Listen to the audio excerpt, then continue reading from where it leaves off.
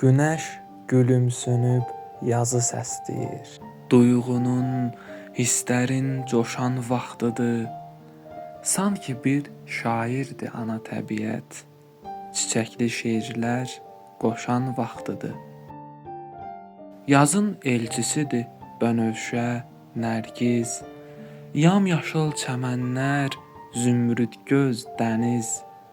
Gözəllik ağlımı alıbdı təmiz. Sevincin həddini aşan vaxtıdır. Könül mehir salır yazdı çağlara. Bülbül qonaq olur güllü bağlara. Çaylar nəğmə oxur uca dağlara. Fərəhdən çağlayıb daşan vaxtıdır.